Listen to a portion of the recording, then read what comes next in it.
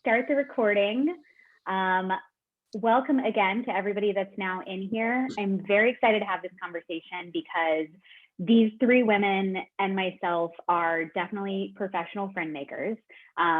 Emily, weren't you called aggressively friendly or something? Yeah, aggressively friendly. 20 questions is another thing. I lose the quiet game every time someone wants to play it. My husband wants to play it daily, it feels like. He's like, Emily, what if we did the quiet game? No talking rule. Oh, we have to take out the trash again. Yeah, so everybody here is, and like Molly literally wrote the book on networking called Reach Out, which should be required reading. I have it sitting right back here on my displayed bookshelf. And then Carrie's just one of those people that, you know, everybody seems to know. And we always joke, between the two of us, we know everybody you need to know. And so I'm just excited to have everybody here kind of share their tips and advice for not only meeting new people, which most of us kind of understand how to at least get that first connection, but then more importantly, doing something with it, like taking that relationship to the next step. And then from there, not just like making a LinkedIn connection or even sharing an email, but like, how do you support and collaborate with that person and then keep that relationship alive and well for years and years to come? Because I mean, everybody in this community I connected with, you know, probably through somebody. Carrie, I met through the Boss Ladies, now Erudita community. Emily and I were two people that like were told by a billion people we needed to meet each other. And then finally we did. Molly, I met in a Boss Ladies / Erudita circle, but like Molly moved back to Florida from LA. Carrie lives in the Valley, so she may as well not live in LA from me. You know, I'm in mid-city. Also, pandemic life, I don't see people down the street from me. So that doesn't actually count anymore anyway. And then Emily's been in San Francisco or New York since I've known her. So it kind of doesn't matter about location anymore, which is really amazing. And I think a really great opportunity for all of us. So I am very, very curious if everybody wants to just throw in the chat where you're calling in from, because I think that's always really cool to know. Yeah, they've been blowing up the chat. I saw some happening in the beginning. Yeah. So yeah, let's see what we got. We got Napa and Denver and LA and Toronto and Richmond. My gosh, Studio City, Charlottesville, DTLA, New York. Wow, Redondo. Yeah, so we are all over the place, which is so cool. I think in the past, you know, obviously we all miss real life. I think that goes without saying, but one of the great benefits to come out of this pandemic has been the rise in virtual networking and the rise in virtual events. And I really hope that even when we go back to IRL events, there's still a virtual component offered for most things, because my network has exploded like all over the world during this time. So I want to start with Emily, because you do networking events specifically all of the time. That's sort of your deal. So I'm curious, you know, for the people that join 6 Degree Society events, when they're coming in, are the majority of them like looking to make connections, or is there some kind of other purpose that they have? Great question. One of the reasons, first off, hi everyone, I'm Emily. Yeah, a lot of people will come to 6 Degree Society events eager to make friends outside of the friends that they have. So I want to say that friends are a lot of the primary focus for coming and building community. And then building community encompasses maybe doing business with other individuals, learning. There's a lot of learning curious people and curious minded humans who come to our events. So it's interesting because we're in this weird place where people will come to me and they're like, oh, well, aren't you a community only for entrepreneurs? And truthfully, when I started this community, I wasn't an entrepreneur. I was someone who was super lost and confused and in my own corporate career, and just wanted to find individuals beyond my own friend group who could help guide and Sherpa me into the next steps of my life. And as I grew and developed, and I ended up pivoting more into the entrepreneurial role, there are more entrepreneurial minded humans and spirited people that come to our events. But we have people that are super happy in their corporate jobs, but just love learning from other individuals and surrounding themselves with expanders where they can continue just growing their knowledge base. Because as adults, how do we learn if we're not in a college or in an MBA program? So hopefully they find kind of that scratch to that itch of learning and connection. Well, and I'm glad you mentioned that it's not all entrepreneurs, because like networking is important in every area of your life. And I'm sure Molly can touch on that too with Reach Out. Like, did you create the right Reach Out specifically to help people with networking in a particular area of their life or across the board? You know, when I wrote Reach Out, I was really writing about my own experiences. So I started in 2012 sending one email every day to a stranger or a person on the edge of my network. And it was just a practice that I did by myself. Happened to write an article sort of off the cuff about it in 2016 and ended up going viral. And then the book was sort of based off that article. So when I think about networking, I feel like the reason people don't want to do it is because they feel like they've already sent an email to someone before and they didn't get a response, or maybe they tried to create a relationship one time and it didn't work and they sort of back off. I think the most important thing about networking is making it a habit, because you want to develop that bad memory. You don't want to remember when you reached out to like your neighbor's best friend and they didn't respond, because then you'll be like, never mind, not for me. If you make it a repeated habit, then you never know what sort of opportunities might come to you. And I think a key aspect of networking, especially in this pandemic world, is that we can do it now over email. We can do it on social. We can create great relationships in Zoom rooms. And I'm really excited for the future and thinking about not only networking in person at like 6-degree events, which I love, but also thinking about how we can do it virtually. Yeah. Do you find, and I know your book has been so interesting because you wrote it when? I wrote it it came out in 2017. So I wrote it. So now 4 years ago almost. Yeah. And yet there's been this resurgence of like excitement and enthusiasm around the book with these Reach Out parties that you've been doing. So is there a commonality between the people that are attending these Reach Out parties and really adopting the practices of the book? Yeah. Okay. So what a great question. So what Baily is referring to is Reach Out's actually I'm not a professional networker. My real job is that I run a podcasting company, and the book came out. Which is where my podcast is hosted, messy.fm. Check it out. Yes. Love it. Stop, collaborate, and listen. And when Reach Out came out, it was, it was exciting when it came out. McGraw-Hill was the publisher. We got some press around it.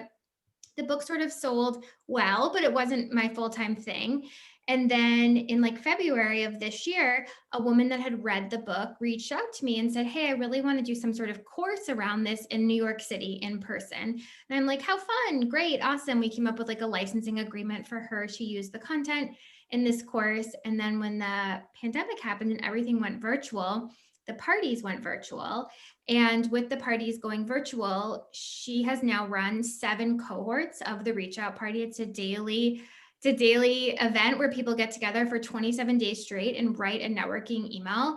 And I'm involved in the parties. I pop in several times a week, but I don't actively run them. But people that attend the parties seem to find a lot of value in the community around reaching out together. And I think if someone is like looking to embark on a networking journey or a community building journey, I think it really helps to grab a friend and be like, let's do this together. Like, when I started going to Boss Ladies, I grabbed a friend and was like, let's go to Boss Ladies together. And I think just having a friend and working together, even if you're in different industries, can help sort of like boost your Reach Out confidence. Yes, 100%. I think just having that back when we did go in person, having a buddy to go with, even if it's just like to get that first drink together and like go to the bar together and be like, okay, let's scan the room. Who do we want to talk to? And like having a wing woman basically, right? To bring you into a conversation, or a wingman. I think it can go so far. So would you say that, are these mostly people looking to network within their career or to grow their business or to find new friends, like 6-degree society?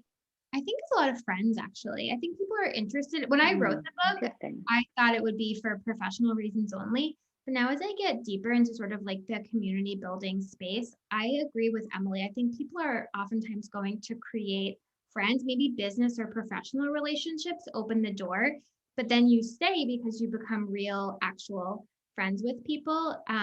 Which is something I think looking back, my book is really focused on professional promotion, new job, getting press, all that type of stuff.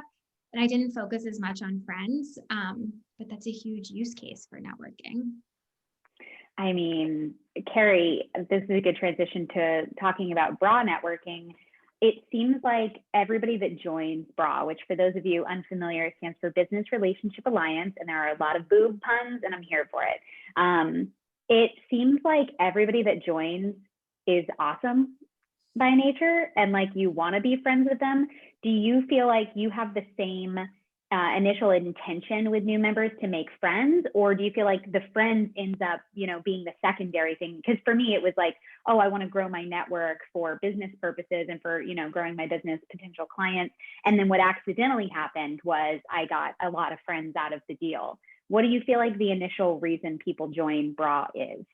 Well, BRA was founded with my bosom buddies. So like two of my best friends who are on this call, we would sit around going like, where are all the networking? Where are all the women at? And so out of necessity, we kind of invited two more friends and their two friends. And it was just kind of like friends just inviting friends. And that's how it was kind of conceived. And then we would go to other networking groups like Boss Ladies or an Elevate or something. And it was always someone who knew someone that was like, oh, you have to know Carrie, or oh, you have to know more about the BRA network. So most members come from current members who are just like, it's mostly referral. When I don't get a lot of like blind membership who don't know anything about BRA or what we're about, hardly at all. But I love when people say, oh, you've got to meet my friend Jan, or you've got to meet my friend Bree. She's a photographer. She's amazing. I get the warm email and I'm in. I think what's great about BRA, the community, it is primarily entrepreneurs, is that BRA is also a community for community leaders. Like we have tons of leaders who are members within BRA that have their own communities. So it's very meta. We're the community for community leaders and entrepreneurs. Yeah, that's so true. It's so interesting because you're right. I think as a community leader, often we are attending events on behalf of or like representing our community, not unlike right now, right? So you're not necessarily attending events with your own needs or your own personality or your personal life in mind. It's like you're representing this, larger entity. So it's kind of a different vibe, right? Because when you're doing what we're doing right now, we're sort of on, right? We're like representing what we do, which is a very different vibe than being like, hey, I'm Baily. Yeah, I've got this thing, but like, I really love oysters. Do you want to go get some oysters sometimes? Which is true, and I miss oysters. And I'm pregnant, so I can't have them anyway. But side note. So yeah, I think that's really cool. So it sounds like the common theme with the three of your experiences with networking is very much around people wanting friends. And I'm curious, everybody in this. Thank you, Emily, for eating oysters for me. Everybody in this event right now, like in the chat. I'd love to know like friends or professional. You could say friends or professional in the chat of like what you feel like you are most interested in with networking communities.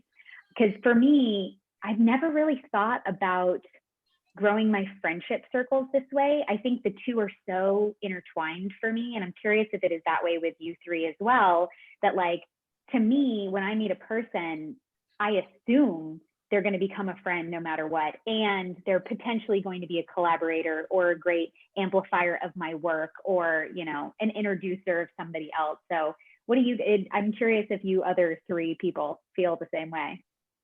Yeah, I think it's interesting also seeing what people are saying. You might go into it being professional, like Baily and I were professionally connected with one another, but I don't think we talked professionally. I mean, we talked professionally, but Have we yet? we like voice note each other back and forth, but we're at a different, I think there is something to be said about having professional friends and expanding on what I said about like feeling that limit of the friend groups that you have. Like I have the best friend groups in the entire world. My friends from high school, college, whatnot, like they love me, they adore me. They don't necessarily get or understand what the heck I am doing.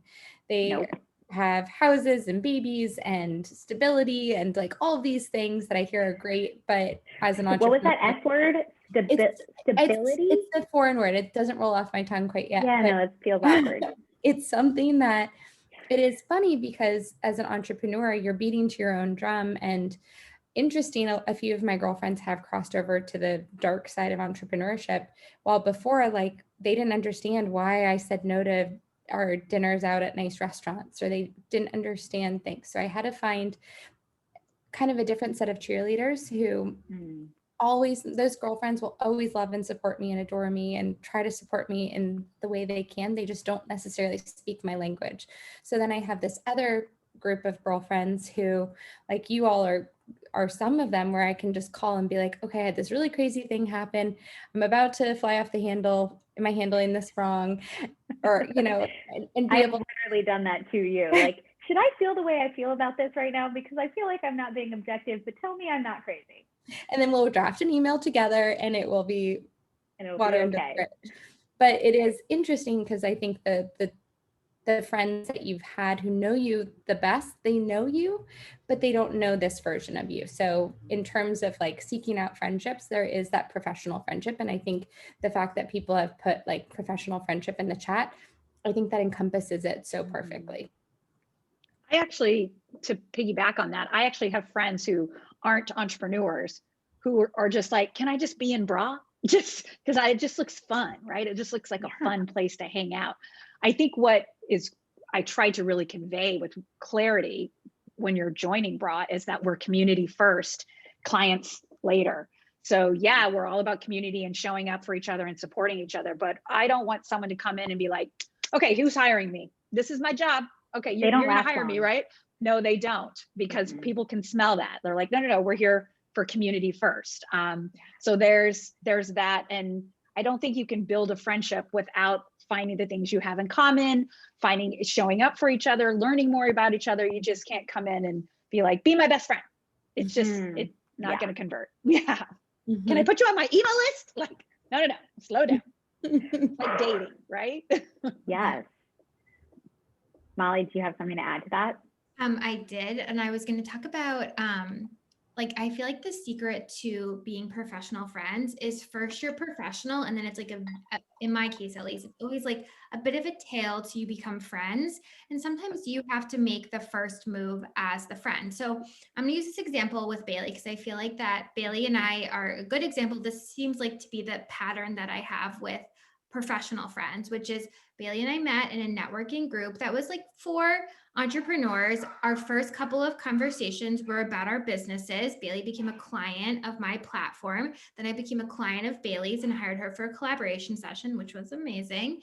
And then like slowly, I think like a big step in terms of becoming friends is you change platforms. So we went from email to being like Instagram DMs, like, oh, this is funny, you should see this. Or like, did you see that? And now Baily and I have recently taken our friendship to a new level, and now we're texting. And so I feel like that is like really sort of like the next level, honestly. And then you go from like professional to friends. And so I think if you're looking to do like nurture those professional friendships, be the one that goes first and like send something that's a little bit more jokey, that's maybe not totally professional, or like, LOL, isn't this funny? Try to move to a different platform.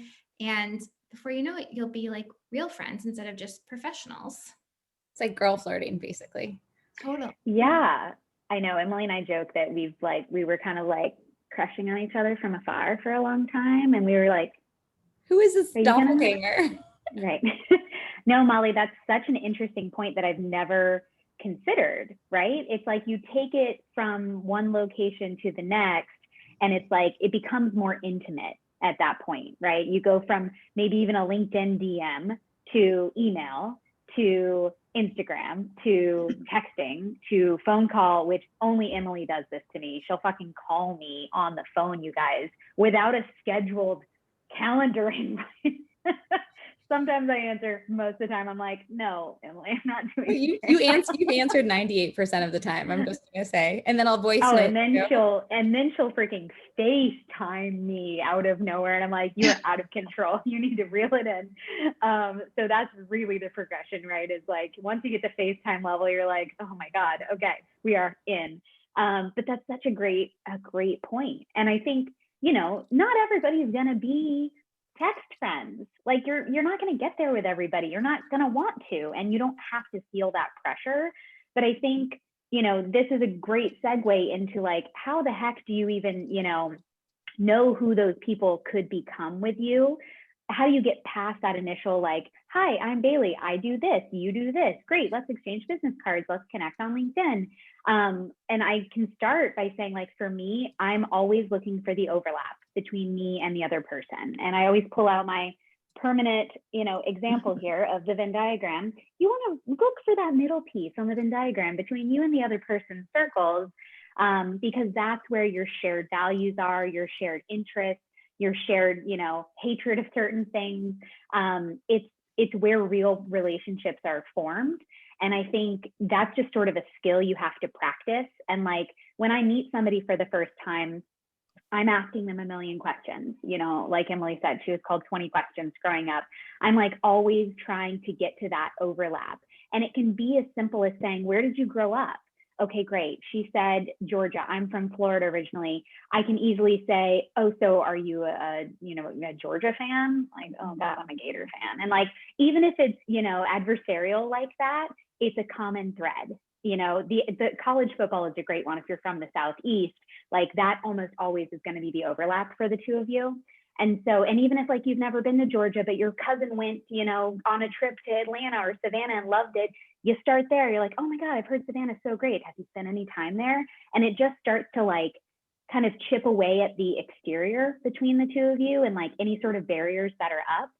And what I find is when you ask a lot of questions, it starts to endear you to the person you're talking to, and they start to feel seen by you, which at the end of the day, like that's what people crave, right? Like they crave connection, and what connection is being acknowledged and recognized by the other person, right? When you can find that connection point between the two of you, that's when a spark emerges. And if a spark doesn't emerge, it's a great clue. You like move on to the next person. It's no big deal.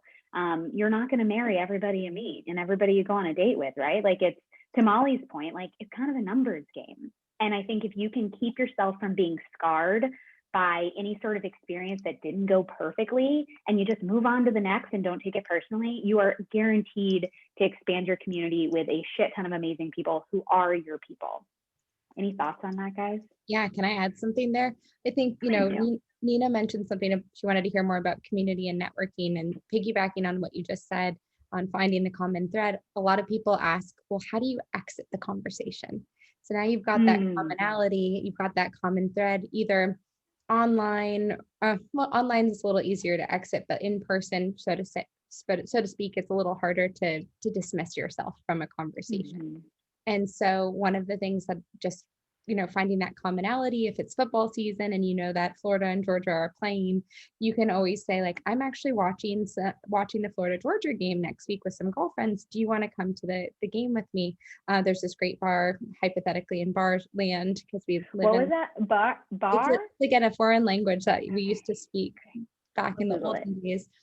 But you can invite them and make a plan right then and there. So what I love to do is grab someone's phone, put my email in the phone, write the email, like remind me to follow up on this thing. So it's in my inbox, and then I can follow right back up and be like, hey, Carrie, it was so great meeting you. Here's the information for the bar that I was telling you about. Like, here's my cell phone number. See you there on Tuesday at this time. Same thing goes with like a workout class. I love double, killing two birds with one stone and doing a workout class networking session all in one. And then at the end of that email in person, you're like, okay, Carrie, it was so great meeting you. I'm going to excuse myself. There's a few other people that I need to connect with tonight, but it was so great meeting you. I can't wait to see you on Tuesday and look forward to staying in contact. Amazing. It's like you kind of put a bow on it, right? Emily also will literally invite a stranger to a bar. So let's say that you're that case study, right? Yeah, over to your house. You want to have a slumber party tomorrow night? Let's just get to know each other then. So let's say you're that version, right? And then if you're listening and you're like having heart palpitations, thinking about that, because that is the last thing you'd ever want to do, because you're maybe really introverted and you're just like, no way in hell am I going that far. It can be as simple as having an action item for that person, right? So maybe it's not go watch a game, but it could be, maybe you guys talked about, maybe human design came up. I've been talking about human design all week for some reason. Maybe human design came up and you guys are like, oh yeah, I'm a projector. No way I'm a projector. Like I would say, let me DM, what's your Instagram handle? I'm going to follow you. I'm going to DM you a bunch of resources like I literally did with Molly the other day. I know you are, Carrie. Me, Emily, and Carrie are all projectors. Molly's are you manifesting generator? Yeah, which she just found out because I made her learn the other day. So, but you know what I mean? You just like, it can be as simple as sending them a resource, which people find really helpful and nice of you to do, because it also helps you know in the future, like, okay, we talked about human design that one time. Now, when I think about human design or see something, I might just casually out of the blue send them a DM, you know, being like, oh, I thought you might like this. I think this is really cool. And it just shows people that you're thinking about them when you don't need something from them, because that's a kicker too. I love that. And I feel like also if the common thread is that we're all entrepreneurs, what do entrepreneurs love? When people share their stuff online, like how easy it is. You have a big business win, or you just have a great post to just reshare it and be like, this is awesome. Congrats. Like that's a really easy way to start like responding to someone Instagram stories, like, hey, great job. Or just like, I feel like I built a lot of friendships just because the person kept like responding to my stories or like liking my stuff or sending me a message. And it's like, oh, okay, who is this? Yeah, like let's get to know each other better. I feel like that's the easiest way. And if they're not interested in a friendship, they'll just be like, thanks for sharing. And then like, you know, you did it, it doesn't go anywhere. Okay, that's fine. They're on a different path right now. You can go find somebody else to try to be a little bit more of a friend to. If you don't appreciate me, then I'm out of here. There's definitely people online where I'm like, oh, I feel like we would really get along. Respond to their stories. Maybe I get their email. I'm like, hey, I saw this. I thought of you. And like, you know, the response back is just like, okay, like, thanks or something. I'm like, okay, they're just like not into that right now. But some people are like, this is awesome. Let's hop on a Zoom. Like, I feel like we know some people in common. And just like related to that, something I found really helpful when trying to like further a relationship is calling that person a friend to either other people or in an email or on social. So instead of just being like, look at what Baily did, being like, look at what my friend Baily did. Look what my friend Carrie's network is so awesome. It's just a way to like get a little bit closer to someone in not a weird way, but just a way to remind them that you really care about them and you're calling them a friend publicly or in an email. Yes. It's almost like, you know, you're manifesting that future friendship by just calling it that, right? No, it's true, Emily. You probably do have too many friends. I find that like, because to go back to the conversation around like friends and professional friends being some feeling at least the same to me, and so many of you that said that too, like this is a great thing until you get married and you have a wedding and you have to invite people and you're like, oh no, like all these people are close to me, but like they're not wedding close, but like they are, but like I can't have an 800 person wedding. This is not going to be okay. So yeah, it's good until there's an invite list and then it's MySpace top 8 all over again. And it's just no bueno. Yeah, or choose bridesmaids. Oh man, God, I'm having like flashbacks and PTSD of wedding planning. I love this. Okay, so I think we've kind of covered like when we first meet somebody, how do we cross that chasm? How do we build like an initial connection? How do we follow up organically? Being able to walk away if it's not clicking right away. Let's talk about, you know, taking it to the next level. Like, let's say, you know, Molly, you and I are another good example, right? Like when we connected, we hired each other, we, you know, used each other's platform. But then it was like, how do you find ways to then maybe collaborate together? Or how do you take it to that next level?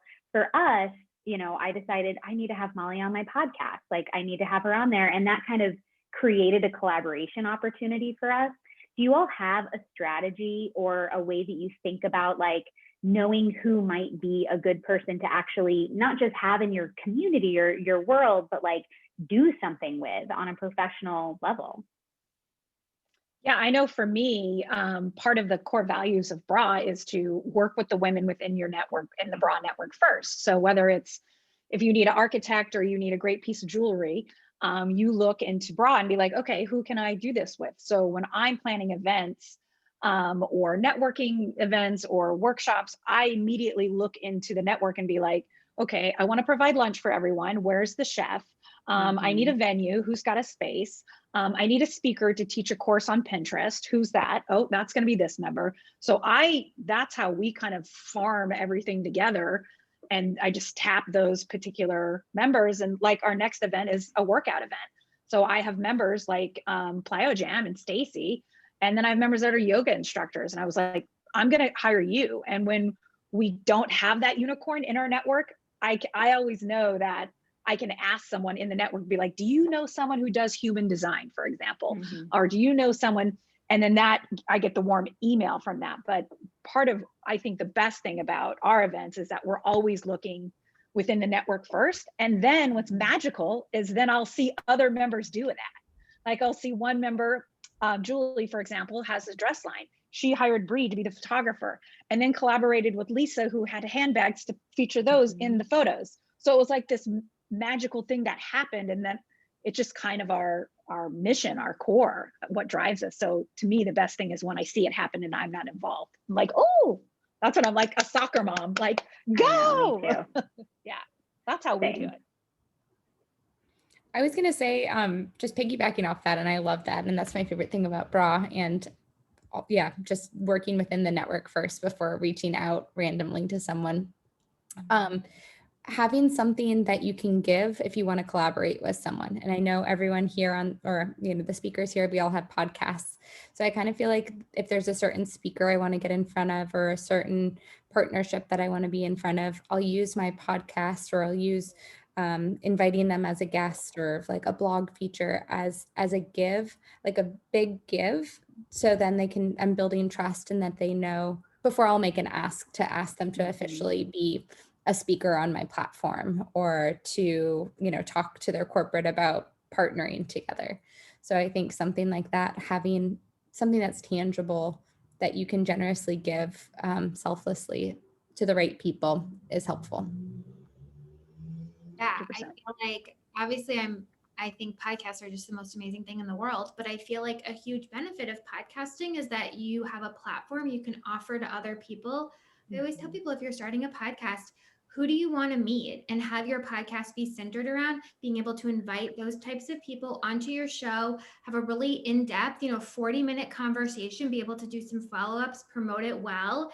And now you have added this person to your network and given them a gift all at once. It's really like a time saver in many ways. Plus, now you have a podcast, which podcasts are the new blog. Now you have a podcast, which can open up so many doors for you around books and speaking and all of the wonderful things that audio can do in your life. Messy.fm. I was going to say something, in addition to that, I was talking to a bunch of college seniors recently, and a lot of them are like, I don't know, I wasn't able to have my internship. I wasn't able to do anything. I was like, guys, create a blog. Like, this is a perfect time to interview all of the companies that you want to interview. No one's going to say no to a college student, especially in a pandemic. Like, if you want to get in front of the head of a company, interview them for your blog. And that is your door opener to get that connection going. Yes, 100%. I love that you brought up gives, Emily, because with my collaboration work, asks and gives are like step one, right? You have to know what you want and what you have to offer. And you and I have talked about this. I've had all three of these amazing women on my podcast, Stop, Collaborate, and Listen on Messy.fm. And one of the things that I remember you and I talked about, Emily, was making deposits before you withdraw to your network, right? Like giving before you take and before you ask for something. So when it comes to nurturing relationships, I think that is key, is not only reaching out when you want something and when you have something to ask for, but being able to take that relationship to the next level by saying, I would love to have you on my podcast, or I would love to do an Instagram live with you, or I would love to feature you on my newsletter, or I would love to do whatever. There's so many channels now. You do not have to have a formal anything. Anybody can go live on Instagram, right? Anybody can do that. Anybody can go live on Facebook. So it can be as simple as that. And when you think about, your gives, right? So like, I think one of the best gives you can offer is promotion or exposure to your community, especially if it's an entrepreneur who has a business that is always looking for promotion. Promotion is the number one ask that all of my clients have when it comes to collaboration, is like they need exposure to people that might become clients or members of their community. So if you can offer that without them even prompting you to do it, that is a huge check off their to-do list that automatically is going to feel very valuable for them and is going to ingratiate you to them forever. And it kind of tags on what Molly said about promoting, you know, a post, like sharing one of their posts on Instagram to your stories, or talking about, you know, I love on LinkedIn sharing when my friends are on podcasts, or when my friends are written about in articles, or when my friends win awards or do anything cool and of note. I will always try and share that on LinkedIn, because then it just expands the number of eyeballs that are getting on that piece of content or news. And that just, on the receiving end, it feels so good. It's like, oh my God, they thought of me without me asking them to do, like, I take screenshots literally every time somebody says something nice to me online or about me, or post anything about my business or whatever. I screenshot it and it goes in a, what do I call, I changed the name of the folder, but it might be like Cheer Up Baily folder now. So if I'm ever feeling down about life and my business, Claire calls it her praise folder, whatever you've got. If you're feeling like nobody gives a shit about what I'm doing in my business, I'm like, that's not true. Go look at the proof. And so it goes so far, and it costs us what? Nothing, and 20 seconds of our time. So I think that does go really, really far. I framed, this was a card I got from a bra member, and it was so lovely, and I framed it. That's how much I have a lot of little thank you cards, and like just thinking of you cards from my clients, from my partners, from my friends, hanging up on my bulletin board right in front of me so that I don't forget, which I forget daily, all day long. So it's true. So let's talk about the last piece, right? Which is really like keeping the relationship alive and well. So let's say that, you know, you've made the connection, you've moved platforms. So maybe you're texting, maybe you're DMing, maybe you found a way to collaborate or share something cool that they did. How do you keep that relationship going past those initial efforts, right? Because they are efforts, and it is very easy to get complacent with relationships. I mean, I've gotten the most complacent I've ever been with my relationships in this pandemic, because, a good Lord, it's hard to think about anything but like survival most days, especially with a toddler who is currently screaming outside of my office. So do you all have any tips? Do you have a regular practice? I'm sure Molly can speak to this very much so, because Reach Out came from a daily practice. Or is it just sort of organic in your life? Like, how do you make those casual touch points, and how do you keep track? You know, if you have so many connections, how on earth do you know? And I'm asking for myself too, because mine is very haphazard. How do you make that work? You know, I think a tool that's really helpful, besides, of course, I'm a proponent of like the daily email to someone on the edge of your network, but I also think we should just be using our Google calendars more. And if you're having a conversation with someone and they happen to mention a date that is important to them, for example, last week I had a one-time conversation with someone that I don't know that well, but she happened to mention that today she was having a big work thing. Just put a note in the calendar, like, check in with blah, blah, blah about blah, blah, blah. Send her an Instagram DM. I don't even have like another way to communicate with her. And I was like, hey, just checking in on this. That's a way to show that you care about someone. It doesn't take that much time, and it like builds that relationship. And related to that, if you are off Instagram and you're on like an email platform, try to respond to the same thread every time. It just sort of like shows you that this person is really actively trying to invest in your life. And even if it is haphazard, it's really hard to be methodical about when to reach out to who, when. But if you're actively trying to be involved in other people's lives, some things like being a little bit more haphazard, a little bit messier, at least you're trying, and that will get you, you know, it's a numbers game. So some people will respond to that, some people won't. Also, if you use Gmail, they have the snooze feature, right? So I've been starting to do that more, where I'm like, okay, we had this conversation. They said they were working on an online course. They're hoping to launch it in February. I'm going to snooze it for like into February to check in on them and be like, hey, did you get the course done? Can I help you promote it? Like, how did it go? If it's not done, is there anything so same, Ma, I think that's so smart. Like, automation keeps so much of this stuff from having to just live in your brain, which is too much, right? Especially if you are a professional friend maker, there's too many people, too many things to follow up on. So I love that, making it easy for yourself. I love that. Yeah, I know for part of the Bra Network is, you know, each member is featured, and they're featured on different platforms at different times. It's not like we have Member Monday, but I'm not blowing up every platform with, here's Baily, everybody meet Baily. It's like, no, here's Baily, here's Claire over here on LinkedIn, and who are we going to feature on Facebook? And now I'm going to talk with this person on Clubhouse. And I just have this huge Google sheet, and it says the member, each platform. I check what day they were featured, and then any follow-up and email. And then from there, it's just continuing a conversation with showing up to their webinar, maybe congratulating them on that great, launch of their course, or just being in their DMs. I'm constantly reconnecting, and I am also the person who is notorious for losing emails. They get buried, and I'm always like, oh, Jenny, I didn't get back to her. And I'm the one that's going to email you like, oh, I'm sorry, this got lost, but I hope you still want to be my friend. 9 times out of 10, they respond, no worries, I get it. There's always the one that's like dead to me, but that's fine. I get it. But to me, I have to track it in some way, somehow, or I'm just like, what was her name? What did we talk about? I'm horrible at that. I'm an Aquarius that way. So I have a journal and a Google Sheet. That's how I keep track. I love that. I feel spoiled because at all of our events, everyone gets everyone's bios, pictures, job titles, companies, and emails. So if I get an email out of the blue and I'm like, oh my gosh, who is this person? I need to remember something about them. I'll search past bios and pull out something that they wrote about themselves. Like, Baily has a toddler, and then I can, ask a specific question pertaining to that person. And typically I have like an elephant memory where everything will come back. I'll know exactly what she was wearing at the last event. And once I have the context clues, but if I just have a name, it's hard for me. But I'll use time in Ubers or subways or watching TV, and I'll start at the very bottom of my text messages.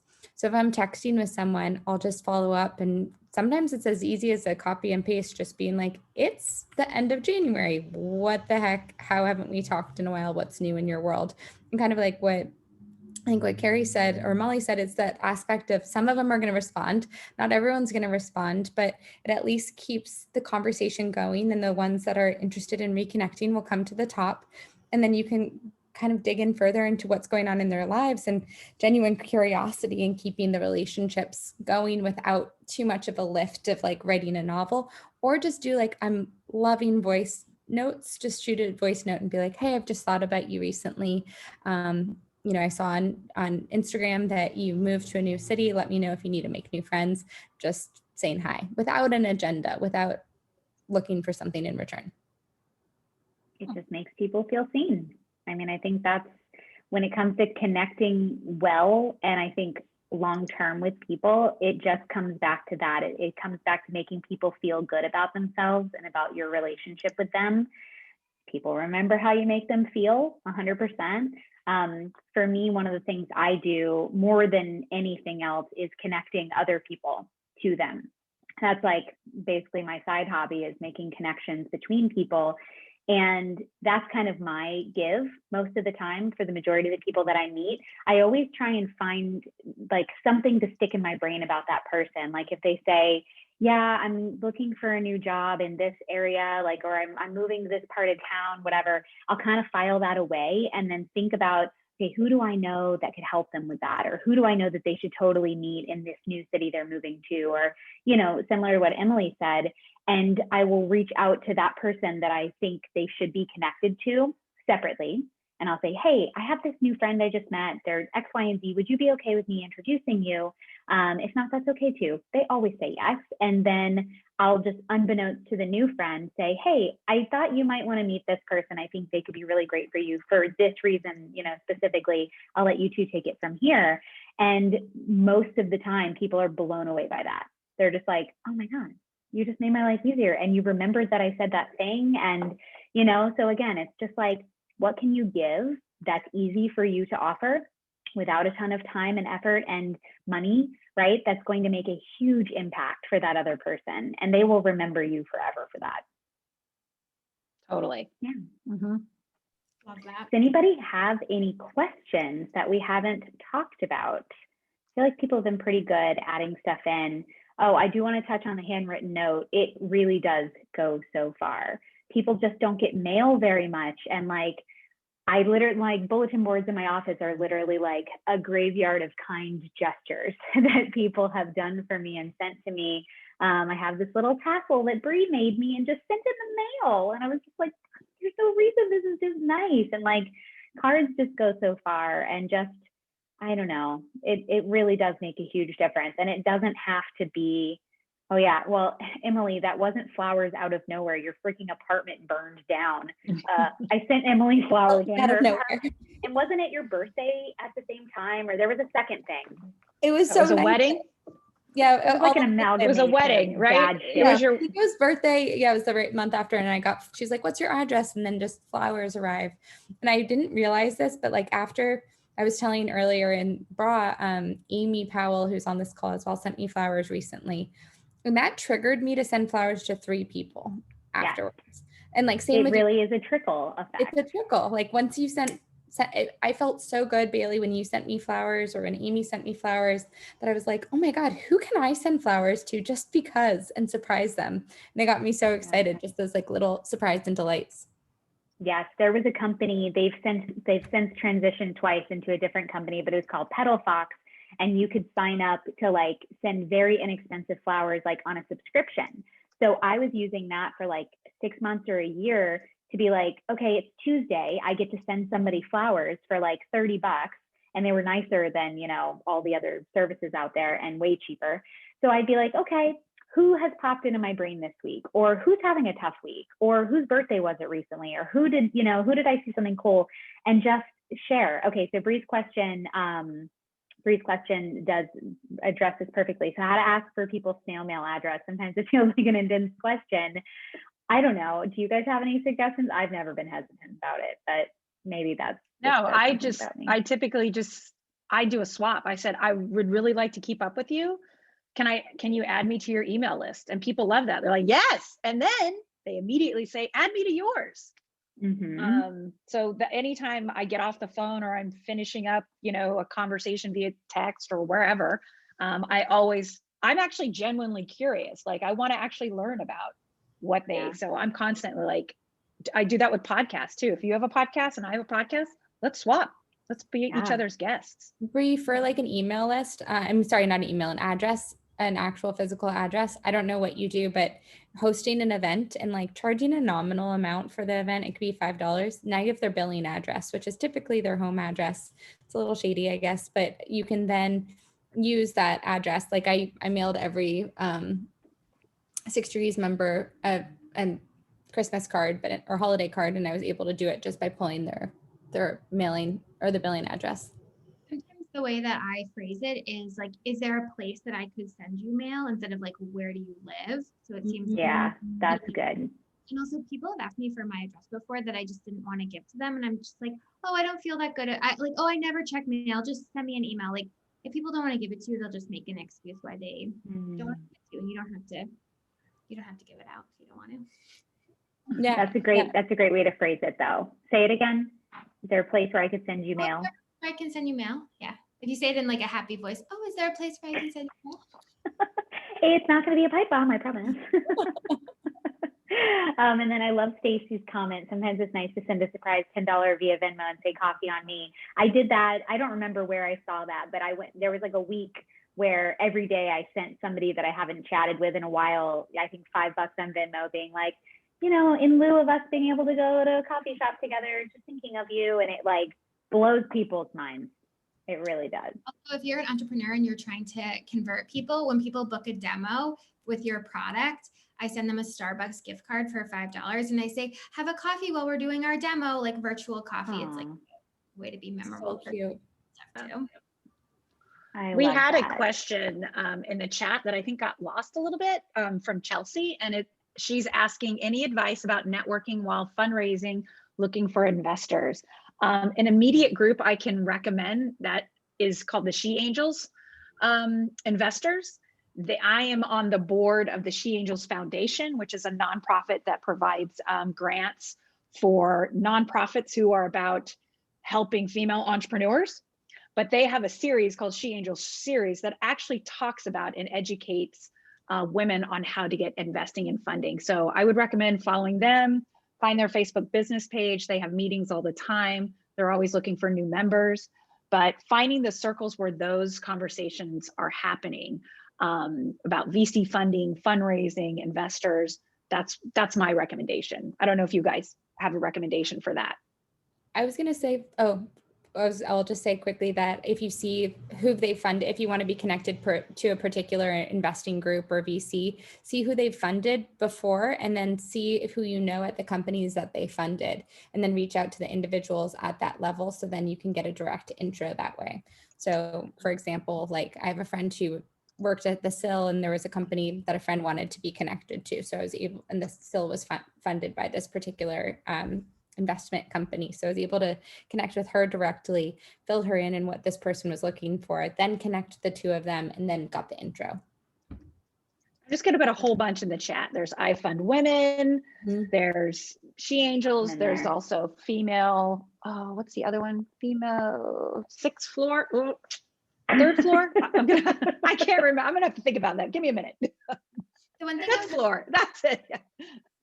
The one thing about networking with investors, which is something I do a lot, is there's like two schools of thought. One school is that you have to have an intro. If you do ask for an intro, I think Emily's way works better. If it's a portfolio company, you never want to ask an investor that has passed on you to intro you to another investor. That sends a negative signal.